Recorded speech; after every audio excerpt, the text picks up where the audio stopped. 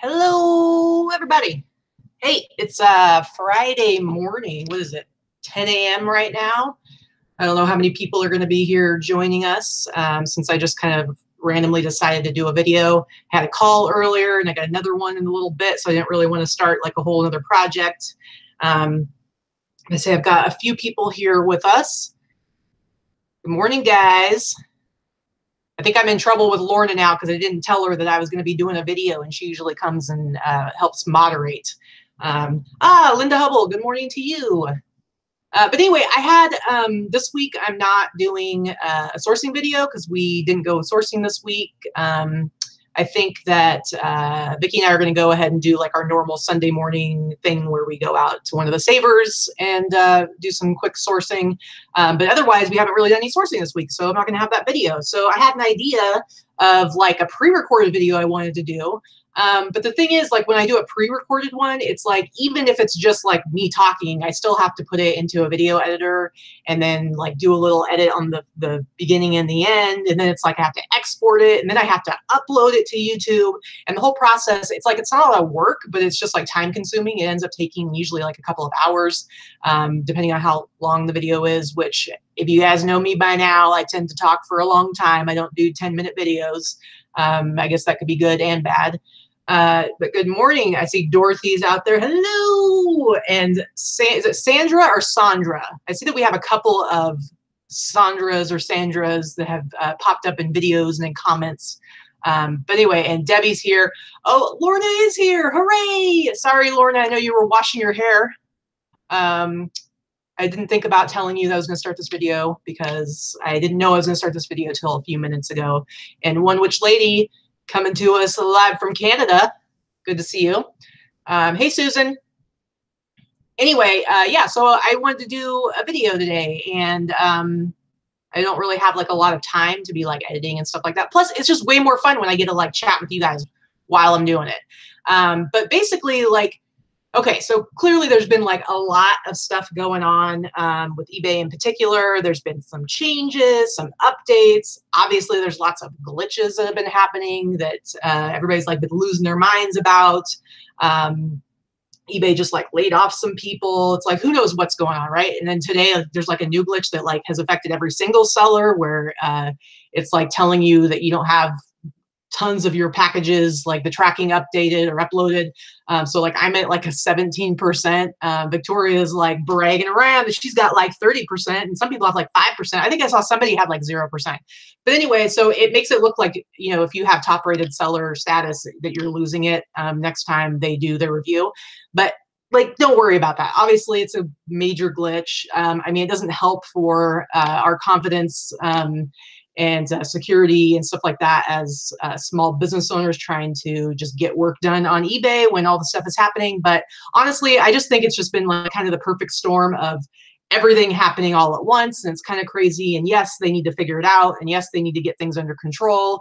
I'm hoping that what the layoffs are about is that they're mixing things up, moving things around. Like clearly there's been some issues over the last couple of months. So I'm going to go ahead and try to be hopeful that this is really about them taking care of some of this stuff. And unfortunately right now it's just kind of a mess. Lorna's at 5%. Ooh, James Ray is at 100% still. James, come on. So apparently James is okay. But yeah, everybody's like freaking out. Oh wow, we got 45 people watching right now. Crazy. James, the wife is at, so Sheila's at 12.0%. She must be mad at you right now. Anyway, so, you know, whatever. It's like, it's another glitch. Don't worry about that, whatever. But there are other things, and there's things that have changed, like the whole sales thing, the 14-day wait to be able to go on sale. Like if you make any changes to your listings, like, yeah, I get it. That does suck. But so my whole idea of doing a video, kind of the topic, maybe like a week ago or so, I saw this article come out. It was about this study that was done at Stanford. And it was this whole thing around, like, have you ever said to somebody like, hey, you need to find your passion? Or you hear people say like, go find your passion, go out there and find your passion. And it's this whole like saying, and you know, it's this idea that like, if you can just find your passion, then you can focus on that and be really happy and you're going to be successful and blah, blah, blah, blah, blah. Anyway, so they did this study, and basically they found that bit of advice, telling people to find their passion is actually really terrible advice. And here's why. There's something about that saying that what's kind of implicit in that is this belief that your interests kind of arrive fully formed and that you just need to find them, and then you're going to be really good at it and you're going to be really happy. And reality is that just isn't true. And so what happens is, because people have this idea of what finding your passion is all about, people tend to limit their pursuit of like pursuing new fields or trying new things. And then when they encounter like challenges, when things are hard, they give up more quickly. They give up really easily because they're like, well, this must not be my passion because it's really hard. And it's supposed to be like, if it's my passion, I'm supposed to be good at it. And the reality is that just isn't true. Yeah, a lot of people are quitting. I'm sure a lot of people are quitting. And so that kind of like ties into this because basically what the study at Stanford said is that rather than saying, find your passion, what you should be doing is developing your passion. You need to be, figure out something that you're interested in and understand that it's going to come with challenges. It's going to be hard. There's going to be obstacles. But if you develop what you're passionate about, if you put in the work, if you build up your skill sets, then that's where you're going to be happy. That's where you're going to be successful. That's where you're going to be able to actually do the things that you want to do, right? Debbie Porter, your shipping time is 0. Again, don't worry about all that stuff because it's going to be crazy. Susan Callahan, my passion does not make money to pay the bills. I love fostering puppies. I love puppies. I would totally foster puppies, except for the fact that then we would end up with 10 million puppies because it would be really hard to give them away. Anyway, where I'm going with this whole study with Stanford and the whole passion thing is, I feel like there are a lot of people who go into reselling, whether it's eBay or Etsy or Poshmark or whatever. And I've talked about this a little bit before. I feel like there's a certain amount of people feeling like they're entitled to do well. Like you've got some stuff to sell, you go sign up for your eBay account or whatever account, and you should just start making money. You should just start being able to sell. Like you're paying your fees, so yeah, you should just be able to do it, and you should be successful at it.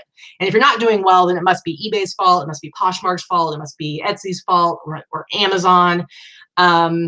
And I think that part of the problem comes in there is this idea that you're entitled to be successful. Listen, this is a small business. This is, it's a profession, and not everybody's going to be good at it. And that's just the reality. And certain people are going to naturally be good at it. I think that there's a certain amount of instinct that some people have, and some people are going to be able to do it better right away. And some people it's going to take more time. But if you're going to be successful as a reseller in any platform, you have to be smart. You have to have certain skill sets. And I think part of that is having that instinct, but you also have to be able to really learn, and you have to be able to learn quickly, and you have to be able to, I've talked about this before. A big one is you have to be able to adapt. And so there are certain people who are just never going to be successful as a reseller, no matter what. And that's just the reality of it. And when eBay first started out, it was a lot easier for everybody because it was like the Wild West, and it was like, it was the one platform out there, and it was this crazy new world where, you could suddenly, rather than ordering stuff from a catalog or having to go to, yard sales or auctions in real life or whatever to find like those unique, crazy things that you collect, suddenly you could do it online and you could get stuff shipped to you. And so it was very, very different, and anybody could sign up for an account and probably do really well and be successful and make tons of money. And it was crazy and it was great, but things changed, and now there's more competition. Now there's different expectations from buyers. And things do keep getting harder and harder. And it is true. It does keep getting harder. And that is a reality. But what does that mean? That means that for some people, they're going to continue to be successful. And for other people, they're going to continue to fall off. And it's just going to keep going that way. I don't know. It's hard for me to like do this and see what's going on over here. Yeah, Suzanne Beller says, Katie, I hold up my end of running my business. I make mistakes, learn, adjust, etc. But I think my business partner eBay is letting me down. And I don't disagree right now. I think that there are a lot of issues going on that are out of our control. And it is super frustrating. I do think when it comes to like the glitches and stuff like that, I think that stuff obviously is not acceptable and they need to get it figured out and they need to get it fixed. And I'm sure that they are working on it right now. So of course, now when it comes to their regular updates, you know, most of the time I usually am like the cheerleader. I usually am saying, you know, well, here's why they want to do free returns. Here's why they want to do this, or even like, here's why they want to do the 14-day wait on new sales. Which the way that we originally understood it to be, it made sense to me, even though I wasn't super stoked about it. But now they're, you know, the actual reality of what the 14-day waiting period is different than what I initially thought. And I don't agree with how they're doing it.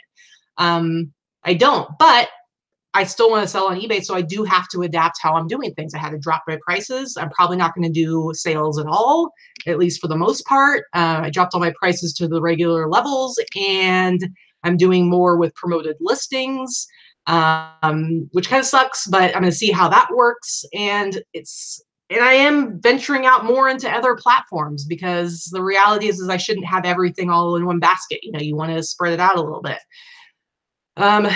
Anyway, sorry for the pause, you guys. I can't keep up with what's going on. There's 77 people here and everybody's chatting. But anyway, so my whole title on this is eBay getting more difficult and what does it mean for the future of reselling? Again, eBay is getting more difficult.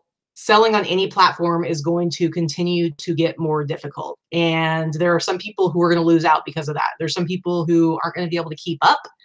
And I wish that wasn't the case, but it is. But for the people who can keep up, they're going to continue to be successful and they're going to continue to be able to thrive.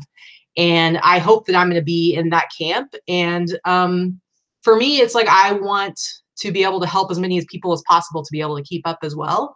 But it is hard. And going back to the developing your passion rather than finding your passion, I hope some of you guys can kind of realize that these complications, these difficulties, they're always going to be coming at us. And it's all about learning how to really be adaptable, but definitely holding our partners accountable. So like with what's going on with eBay right now, like they need to be held accountable. We need to be talking to them, letting them know our frustrations, letting them know that we expect more. And I think they know that. And I think they're going to hear a lot about that from us at Open this year, because I think a lot of people coming are going to be like, what is up? What is going on? Anyway, let's see. Susan wants to know if I'm going to start doing videos on how to sell on some of the other platforms. You know what? I am going to start talking about Etsy more. Here's the thing. Etsy, I started listing on Etsy, I think at the very beginning of 2017, and I got up to like 80 or 100 listings, I think, at the time. And I actually was selling pretty well on there, but it's hard for me sometimes to kind of multitask and focus on like different platforms at the same time. And so I really just stayed focused on eBay. And I stopped listing on Etsy. And here's the thing, I still sell stuff. Like I haven't listed until a few days ago. I hadn't listed new stuff on Etsy in over a year, and I still would have random sales from here and there and stuff. And so with Etsy, I'll definitely be talking about it more. I don't feel like I am coming from a level of expertise that I do as much as I do from eBay, because like I said, I haven't really done enough of it. So it'll be more like, hey, come along with me on this journey to try and sell more on Etsy. And of course, I only sell men's clothing. So on Etsy, it's just vintage men's stuff. I do find that it sells really well on there. So I'm kind of like kicking myself for not staying active and not continuing to list, because with the type of stuff that I carry, I probably could have been making a lot more money this last year if I was doing better and following up and cross-posting there more. So yes, I will be talking more about Etsy. I don't know how much I'm going to be able to teach about it, but I will let you guys know like how it's going for me and talk about it. Like, I don't know how like women's clothing does on Etsy. I'm sure some of it does really well. And of course there's the whole like homemade stuff and whatever. Hello. Hi. We have a little guest here. But yeah, so Etsy's not only vintage. So when it comes to clothing, yes, it's only, it's handmade stuff, vintage stuff, and then what, crafting supplies. So it's like those three things.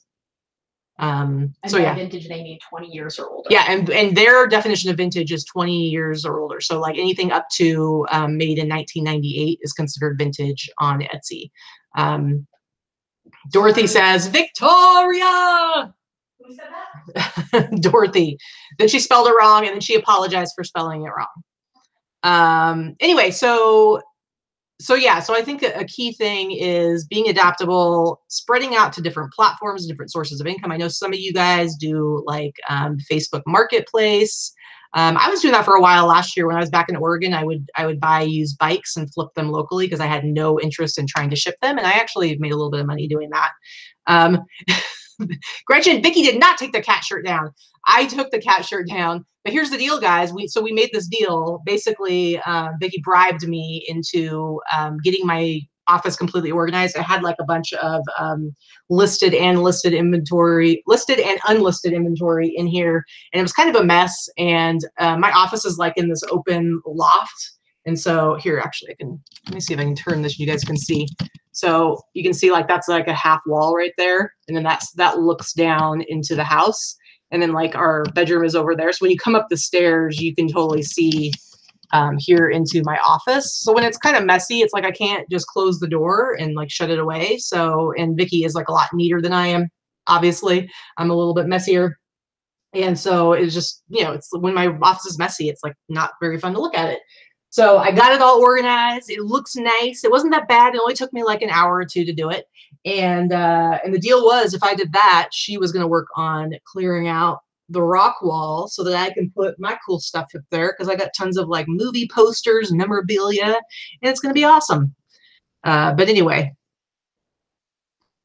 What else? So Lorna says that she sold on Etsy for years and loved it and can't wait to go back. Lorna, what stuff do you sell on Etsy? Are you just doing like vintage clothing, or what other kind of stuff?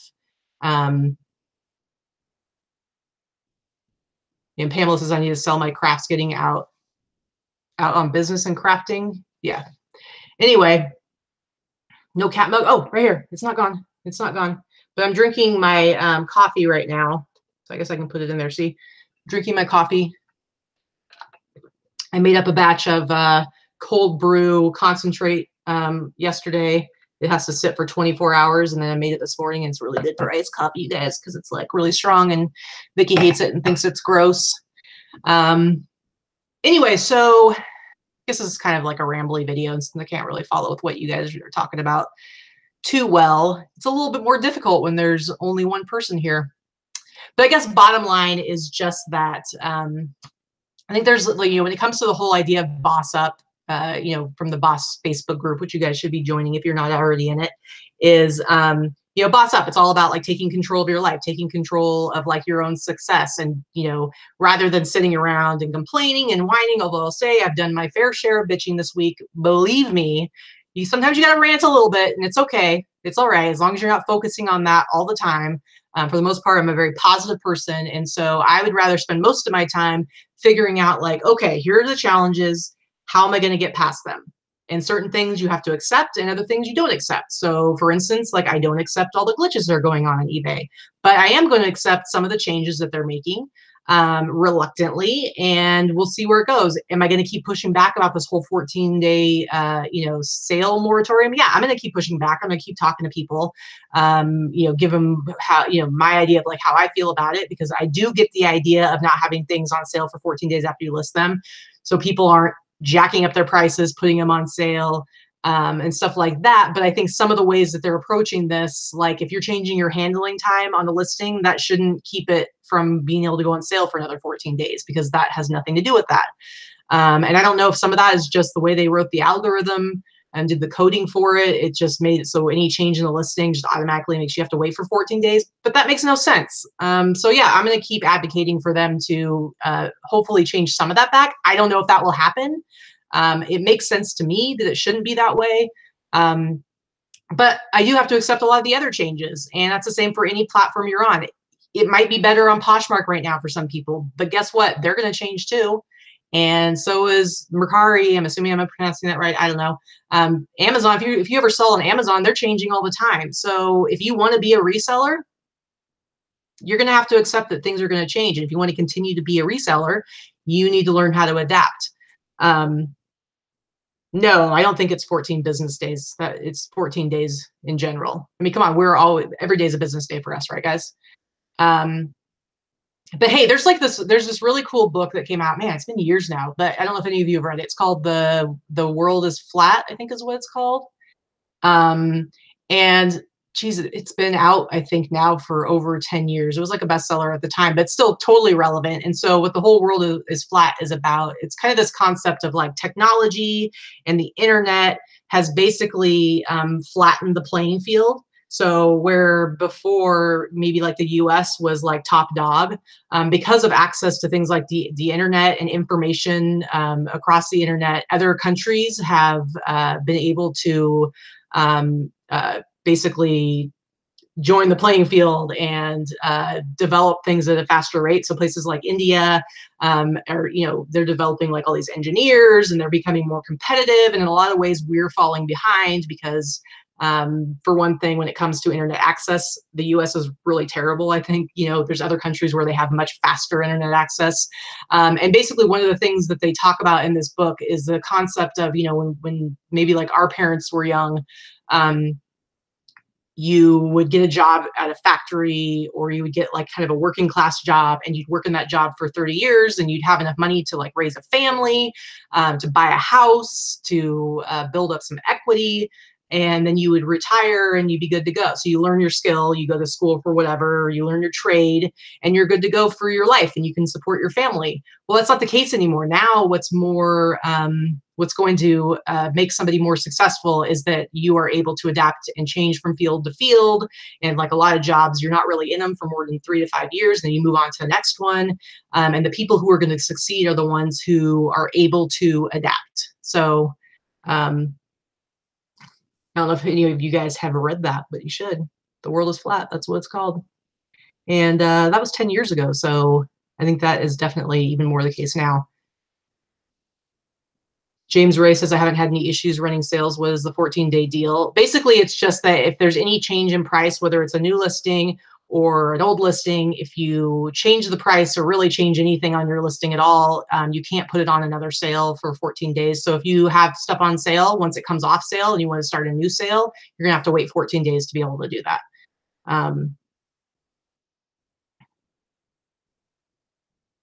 Mitzi Reseller, I tried to sign up to sell on Etsy like 2 years ago, but then I asked how many people were working in my shop. I must have done something wrong, so I ran away. That sounds kind of familiar, but I think you can just say one. I don't know. Kevin Buzzer finally getting to catch a live show, except you're catching a live show where it's just me rambling a whole bunch, talking about nothing. But that's okay. Just hanging out.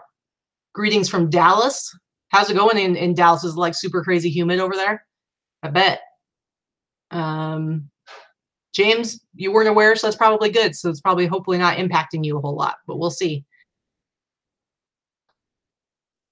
Yeah, Garland Treasure just changed handling time today. Didn't realize the 14-day sale thing. I mean, check it out. That's just something I heard. I haven't verified it, but that's what some people have been saying. One Witch Lady wants to know if Vicki and I will be doing a meetup at some point during eBay Open. Here's the thing. There's so many things that happen. When you go to eBay Open, it's like your time is jam-packed. It's like so full. And so, and there's a lot of different, especially this year, there are a lot of different like community leaders that are going to be there that weren't there last year. And so there's even more events going on. So I don't know. We're still kind of up in the air. We'll see as we get closer, like what the schedule looks like. And if there is like a time period when we wouldn't be competing with too many other things and we might decide to do something. But like for one thing, Monday is kind of the unofficial meet and greet that's put on by some groups. And so I know there's a couple of different groups that have decided to have their meet and greet in the same location. It's at was it like the Skyline Lounge or Sky Lounge or something like that. It's at Mandalay Bay. So that's going to be on Monday. I think it starts at like either 5 or 6. But yeah, so if you're there I'm going to be there on Monday. Vicki will be there on Monday. You're going to see like a lot of the people like Casey Paris, Rockstar Flipper will be there. A lot of like the leaders within the community will be there. I know Lee Marable, who's from eBay Radio, who just announced her retirement. She's going to be there. So if you want to meet her, she's super awesome. It's going to be her last eBay Open participating in it anyway. Although in the future, I think she'll probably just come to Vegas to hang out with us anyway during this week. But yeah, so that's going to be Monday. Tuesday, I mean, I don't know. There's going to be stuff going on all the time. Plus, we're going to be participating in an event on Friday, which is the day after eBay Open, Friday morning. Chris Lynn from Daily Refinement is putting on an event that we're going to be participating in. It's going to be a big seller panel, and it's going to be like, let's see who all is going to be there. So Chris will be there. Allie and Ryan from Rally Roots, they're going to be there. Teresa Cox will be there. Robin Haas will be there. And then Vicky and myself, and then there's some other sellers. And so we're going to be like on the seller panel that morning. So that's going to be really fun. So that's something that you guys can come to. But otherwise, like my plan is to make sure that I'm like available every morning at the breakfast, because there's like usually the way I have it set up is like all these big tables and everything, and this is big open space. I'm assuming it's going to be similar to, even though it's a different location. But I intend to be there every morning for like the breakfast time, so anybody can come and join us and hang out. But I'm going to be all over the place. So I don't know. Could that be the longest answer to a question ever? I think so. Oh, Dorothy says, please, if possible, post a link to that meetup. Yeah, I can actually find it right now. It's actually what it is. He has it as a let's see, I have it on my watch list, I think, because he actually has it listed on eBay because it is for a charity event. And I'm going to go ahead and grab that right now. And so basically you have to buy your tickets ahead of time, but 100% of the proceeds are going to go to, it's going to the Blind Center of Nevada. So here is the link. It's going to the Blind Center of Nevada, and that's actually where it's being hosted at. And so it starts at 8 a.m. on Friday, July 27th, and it's going to go till 1 p.m. And so it's $20. Again, 100% goes to the Blind Center of Nevada. It is also going to be live streamed, so anybody who can't make it, and it'll be live streamed for free. I'm assuming it's going to be probably on YouTube. I'm sure like he live streams stuff. And he'll send a link to the live stream a week before the event. And so it's basically starting at 8 a.m. There's going to be a check-in, coffee, pastries. Then at 9, there's going to be a Q&A, and that's going to be the panel. And so it's going to, I'll tell you right now, it's Chris, Ryan, and Allie from Rally Roots.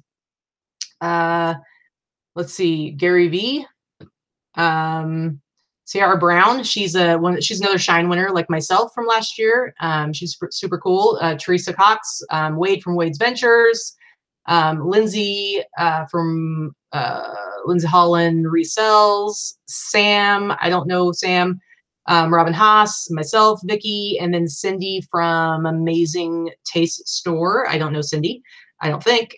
Maybe Lindy Glenn, if she can make it. And then it says Posh Hanger, maybe coming after she wakes up. I don't know what that means, but anyway, there you go. So you guys can totally come to that.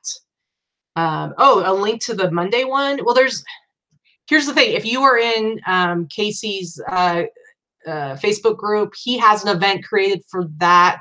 Or if you are in, let's see, there's a Facebook group. Let me give you a link to the Facebook group for people going to open.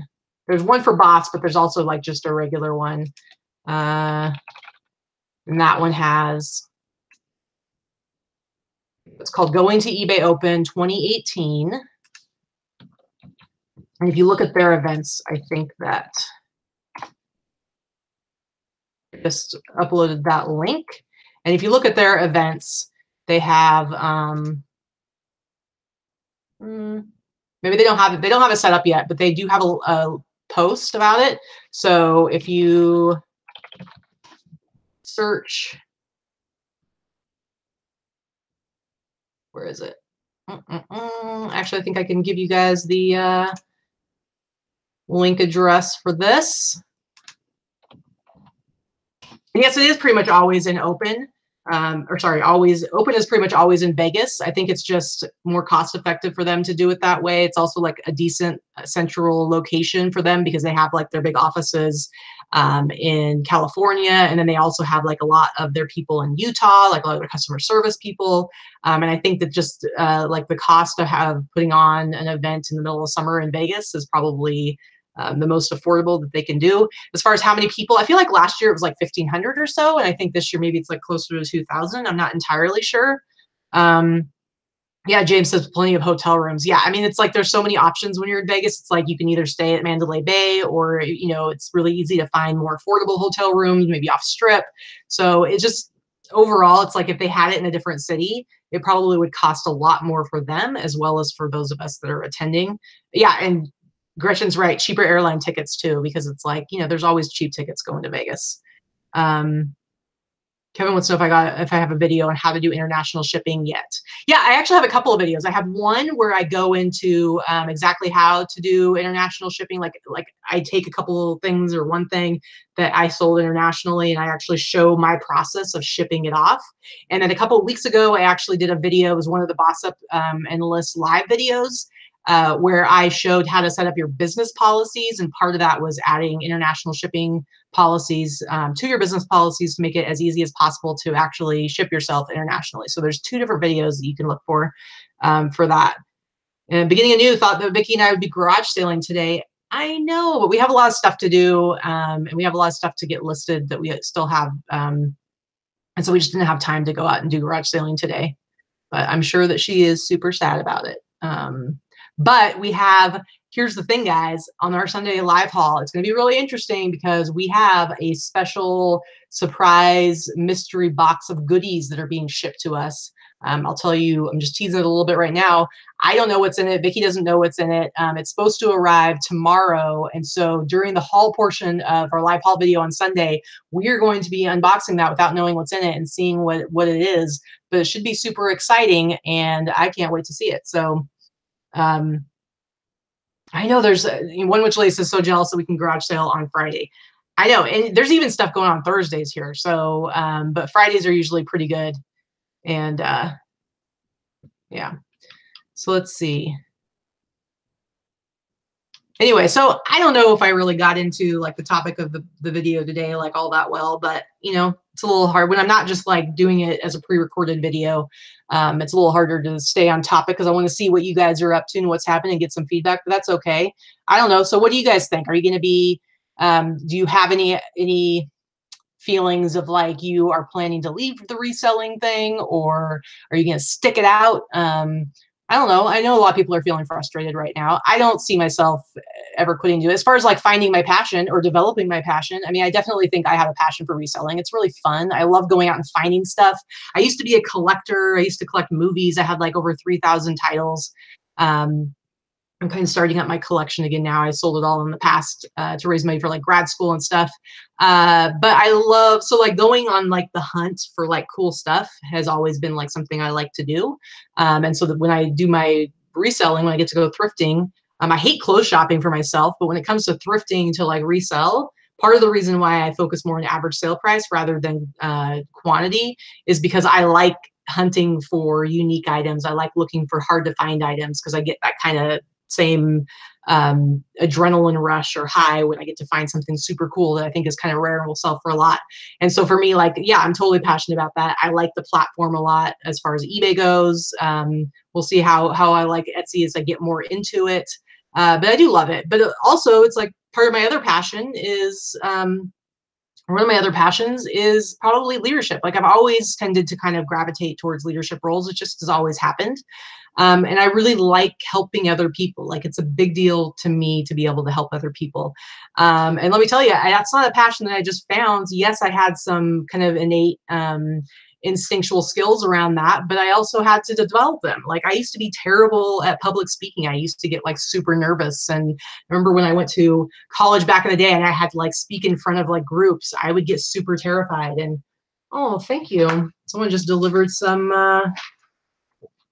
labels to me. I'm shipping. You're shipping? Where are you going right now? To get. You're just gonna hang out? A CD that I sold. Yeah. Anyway, I used to be like super scared and I get really nervous and then like they'd start stumbling over my words or my mind would go blank and I'd just be like, and it took a while. It took like a lot of practice. Like I had to, because of like being in school and the type of stuff that I would do, I would just tend to start having to do like more and more public speaking. And then especially when I was in the nonprofit field and I taught some classes, And I also was an executive director for a nonprofit, so I do a lot of public speaking then. It's just like after a while, you just get used to it, and then you get to where I am now, where you can just ramble on for hours. So no big deal. James wants to know, do I suggest reporting glitches to eBay or just figure they know and wait for the fixes? I mean, there's certain things like right now, the whole glitch around people uploading their tracking numbers and stuff like that. Almost every single seller is affected by this. They are well aware of it. So I don't think, like, I would keep an eye on it because I think it is going to be resolved. And if it's not resolved the next day or two, then definitely, like, you should let them know. Other stuff like the missing pictures, you should definitely be letting them know, because I think that first of all, they might be compensating you. I know for some people they've gotten some store fees credited back to their account. So you should definitely let them know. But yes, generally you want to let them know, because the more people they know it affects, the more like manpower, the more they're going to prioritize it as something that they need to get on immediately, because I'm sure they always have different projects and different things that they're trying to fix on a regular basis. So they need to know the volume of people and volume of sellers that it's actually affecting. Anyway, oh, Lorna, she has a wrench by her name because that means she's a moderator for this. So she's able to keep an eye on the chat. And if there's if somebody comes in is like spamming it, sometimes spam bots come in and like go crazy. And so, do I have a cutoff for buying more things if you already have a certain amount to list? Do you have a shopping freeze? In general, no. I usually don't have like a big death pile. Like I'm usually in a position where if I stopped buying completely for, let's say, 2 weeks, I would have enough to list, but then I'd need to go source some more, and that's generally the case. So because I don't have that issue, I'm usually regularly sourcing. Now, right now, we are in like a bit of a slowdown because it is the summer. And so honestly, like the last few weeks or so, I haven't been doing a lot of sourcing because I have so much stuff. But today, after this video and after my phone call, I have to go and take a bunch of pictures, but I'm basically down to the last of my stuff. Like I'm going to have to do some sourcing this next week. And I don't usually like to be that like behind on sourcing. But yeah, I don't usually have to like decide I'm going to do a shopping freeze. I know other people like struggle with that a lot. Victoria's the same way. She doesn't really have to do that because we're pretty good at balancing listing and sourcing. Because neither one of us like to have stuff sitting around. Like it gives me anxiety to have like good stuff sitting around that I could be selling. So it's like I feel like I have to. They need to stop breaking the site. I know. Man, you know what though? Can you imagine working at eBay right now? Like they have to be just like freaking out. I'm sure it's like super stressful for them right now. I feel kind of bad for them because, you know, they hate to be a customer service rep at eBay right now. Yeah, I don't know if you could hear her, but she said she'd hate to be a customer service rep at eBay right now. Like seriously, guys. So, you know, definitely when it comes to like the picture stuff, you should definitely call in or contact eBay for Business. I know that they are giving out store fee credits. So you need to let them know if it has affected you. But be nice. Definitely be nice. Be polite. It's like, it's not their fault. They didn't do it. You being jerky to them isn't going to help move things forward. And they're probably going to really appreciate it if you are kind to them. But if you're going to open also, I would say, make sure that you let people know like, hey, I had a really tough time this year because these things happened and I feel like I lost some business. And what are you doing going forward? How are you addressing this going forward? How are you changing the way that you roll out updates? Because it seems like recently, every time they roll out a new update, there's problems. And so we need to know as their partners, like, what are they doing to avoid this in the future? And hopefully keep us better informed when things do go wrong. So Dorothy says, I'm on my last room in my 2,800 square foot house for storing stuff. Yeah, I have a problem. Dorothy, get that stuff listed. You know how much money you're sitting on? Come on. Exactly. Just hire someone that you can feed your need. All right. Anyway, I don't know. What are your thoughts about things being harder these days? Come sit, Amy. I don't have a chair. It's right there. You can and I have no makeup on. I can't get up and grab the chair because I don't have any pants on, guys.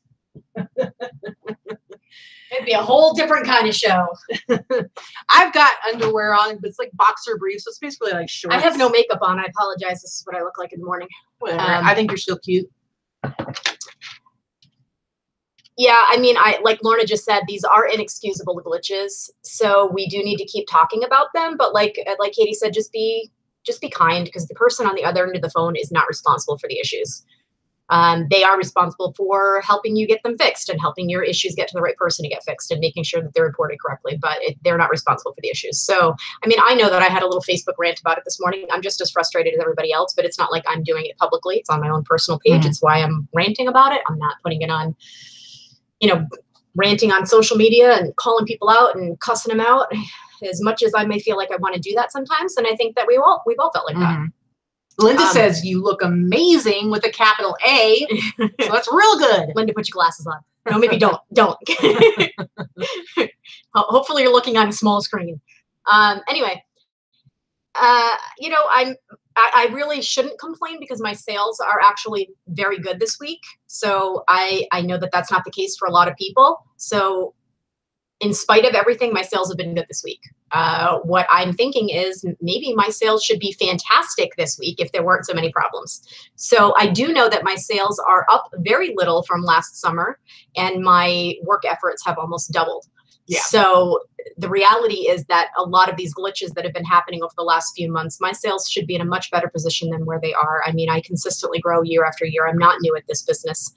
I know with the efforts and the things that I'm doing, that my sales should be better than they are. And I do put a lot of that onus on a lot of the changes that have been happening at eBay on the site, and a lot of the glitches that have been happening since as far back as March or April, as far as I'm concerned.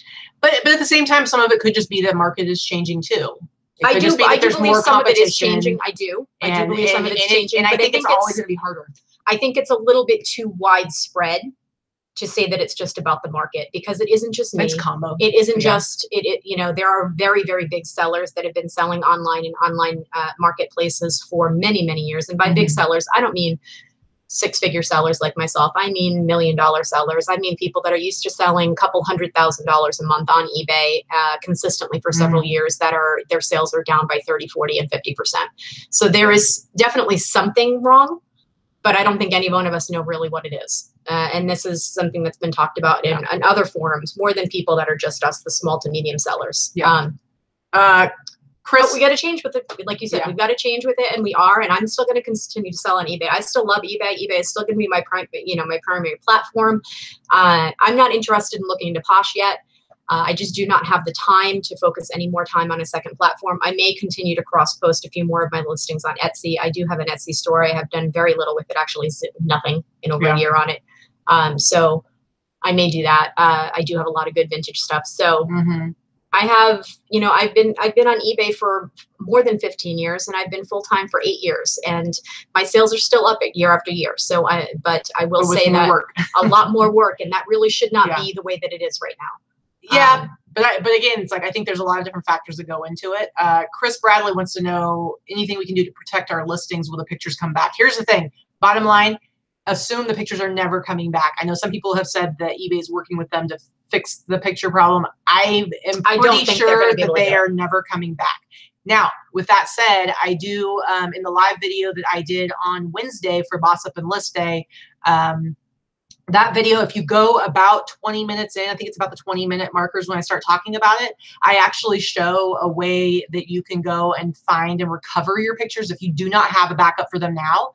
If you know which listings are missing, you are actually able to go and find the cached version of those listings. I was saying cache yesterday, but I was just— It is cache.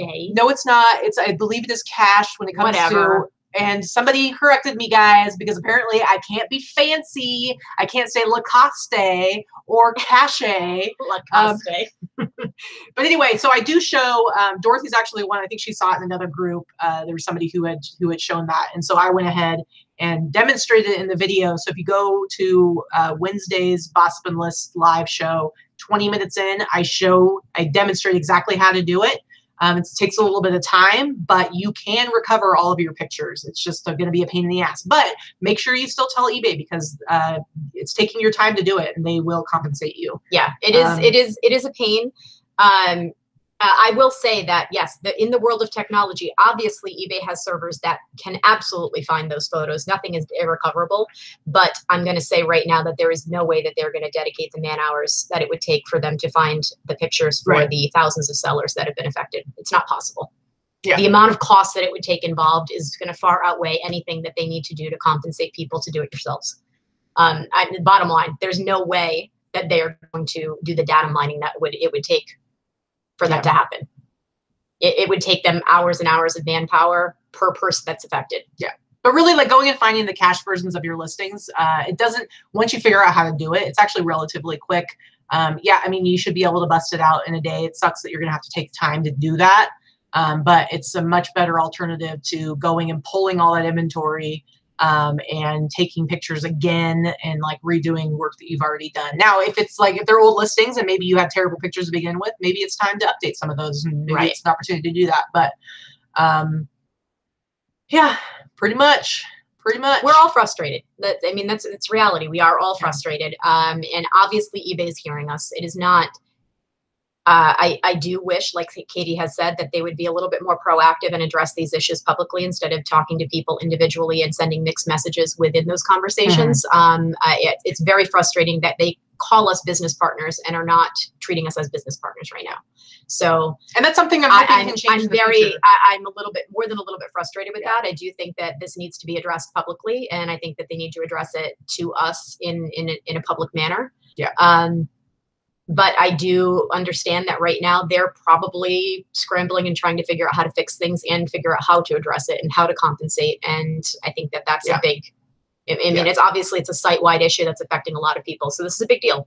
Yeah. Now listen, with the whole views glitch going on, I wouldn't worry too much about that. I mean, I know you've sold stuff that is showing no views. Yeah, I don't think that. I think the views thing is just a reporting counter. It's a reporting thing. So I don't think it's realistically means that your stuff is not being seen. I just think it's not being the calculator or whatever is not. So working. It's annoying. Now here's the thing.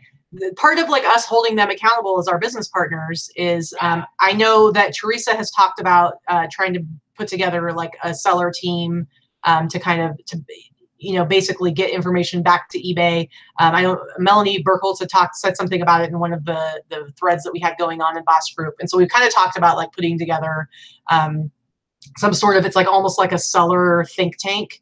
And I know that Teresa has reached out to people at eBay to talk about that idea of hers. And, they're big corporations. Sometimes things take forever. And so I really think that at this point, it's like enough. We don't need to wait for them. And so I think that both Melanie and myself, and Melanie should be on the show sometime, maybe next week. And she'll be open.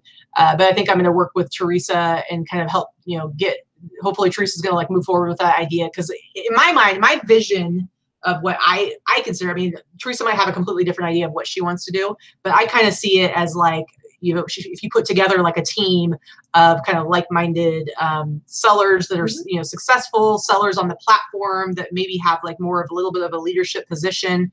It's almost like, it's like eBay has like their eBay influencers, but it's like, those are people that they pick and choose for whatever, under whatever criteria. This would be like, we'd be choosing who makes up this team, and it would be a think tank. And basically it's like, we would get together, bounce ideas off of each other, come up with maybe like certain priorities of things that we want to push and we want to try and influence eBay about, not influencing you guys, but influencing eBay.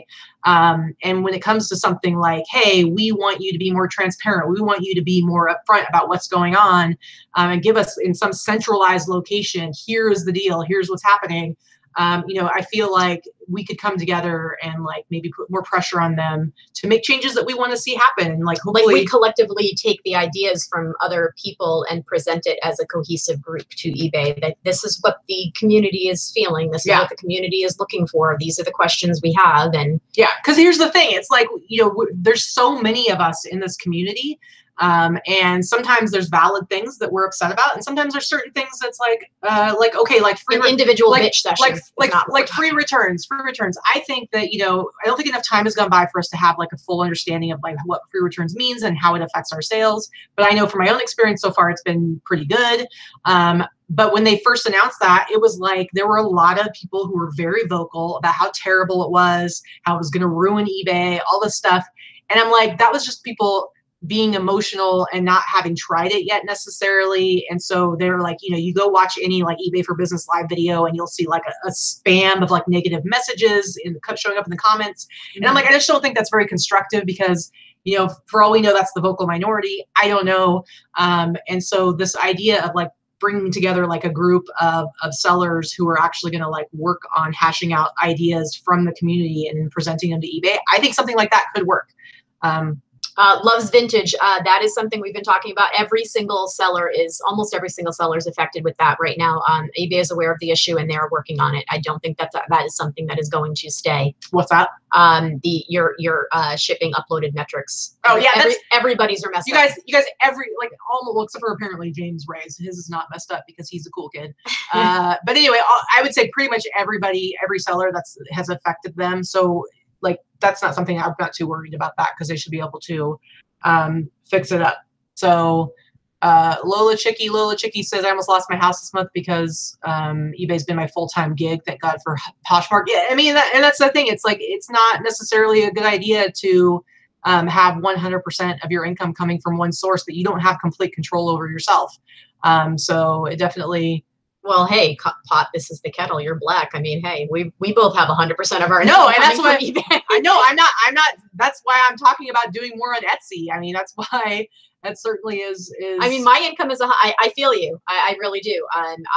Yes, eBay has the ability to make or break me right now. Absolutely, 100%. Yeah, 100% of my full-time income. All of my income is from eBay. My sales are down this week, and it's hurting me. So it's. I'm not saying that as if I'm not. As if I don't need that advice myself. And that's why I'm like going to be putting more stuff on Etsy. And it's like, you know, I do this YouTube, I'm developing it. It's like, yeah, I'm helping you guys.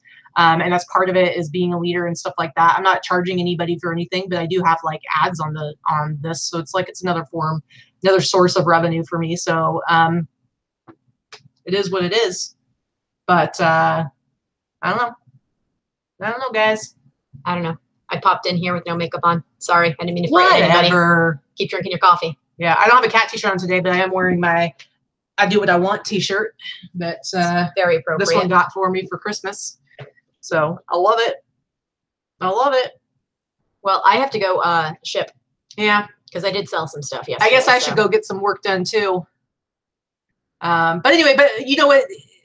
eBay really is the slow season right now. It does slow down for a lot of people right now. Overall, my sales are okay. They're a little bit down from last year. This last week, they were up over last year. So it's just that I know the past few days, my sales have been pretty terrible. But yeah, I was up like 4 or 5 days ago. I was up over last year. So it's very similar. And I don't have that much more stuff than I did last year at this time. I think I went to eBay Open with 1,500 listings. I have like 1,650 right now. So, so actually, like, I think I'm doing okay for the time of year, other than like all the issues that are going on. And let me tell you, you're going to hit, for any of you that are new sellers, build up your inventory because you're going to hit fourth quarter and you are going to see a big increase in sales. And Lola, that's kind of the point of us doing, Katie, actually, I shouldn't say outside. She's dragging me in here. Doing this video is we don't want anybody to feel alone. Right now, the frustration level is high for a lot of people, and we understand that. And you are not alone. Nobody's alone. We're all in this together right now, and we're just trying to do the best we can with what we have. And and the reality is that they will fix these things. These things are going to get fixed. It is going to work itself out at some point. How quickly that will happen, I don't know. Yeah. It is what it is, but you're not alone, and there are a lot of glitches, and it is absolutely affecting people and affecting their sales and visibility and morale. So, but here's the thing: it's like bottom line. Took me 53 minutes to get to this. Is the whole developing your passions rather than finding your passion. So, if your passion is reselling, it's going to be a lot of work. So know that you're not alone when it comes to being frustrated or worried or concerned. But also understand that it's going to be a lot of work. And when obstacles come up, when issues happen, you need to be able to take them head on and overcome them. And, you know, part of that is coming together with your community and kind of commiserating over our common frustrations. And venting about being frustrated a little bit about it. Without being negative. And that's really the whole point, because you can be negative and cuss and you know, hate on the platform and everybody that works there. And I hate this and I'm quitting and blah, blah, blah, and whatever. Are you going to quit? Fine. If you're going to quit, fine. Gives me more room on eBay. I'm not going to quit. I'm not going to quit. We're going to get through it, but you have to have a positive attitude. And it's like anything else in life, your attitude is everything. So. Yep. And James says, guess it's time to branch out to other platforms. Listen, that's the thing is, it's like, I don't anticipate eBay not being my #1 platform anytime soon, if ever. I do think that they're going to get over this, and it's still the best place to buy, in my opinion, to buy used clothing, like the type of stuff that I like to buy and sell. So I don't see that changing at all. But I mean, come on, like Etsy, it takes me like 2 minutes to cross post something over there, and it's like, why am I not doing that? Like, for me, it's like, it just makes sense. Like, I should be using this other platform and getting even more visibility on my items and selling things faster. And it's like, it's kind of a no-brainer. And just, so it's always good, because some industries or some platforms are gonna be slower during a certain time of year. And then it's like, man, when I was being more active last year with Etsy, it's like I would have a week where my sales would be like, yeah, okay, on eBay. And then I'd be able to add on top of that a few $100s just from Etsy. Like, I never had that many listings on there, but I would make like a couple $100 a week on Etsy. And it's like, it just adds to the bottom line. So, yep.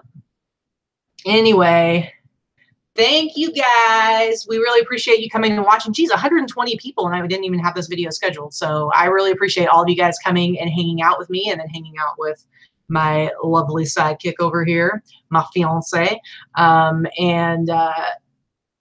And if you guys are not in the Boss Facebook group, go ahead and join it. The link is down below. I also put a link to that Stanford study if you guys want to read it some more. And seriously, guys, develop your passions. Don't find your passions, because it's all going to be a lot of hard work. And if you're willing to put the work into it, you're going to be rewarded, I promise. Dorothy, make that shirt and I will buy it. What's the shirt? I survived the summer of 2018 eBay Glitchapalooza. Pretty good. Anyway, thanks so much, you guys, and get back to work and have an awesome weekend, and go sell some stuff. Have a couple of drinks, and maybe go do something fun this weekend, and then do some more work and rinse, repeat, and all that stuff. But go ahead and boss up.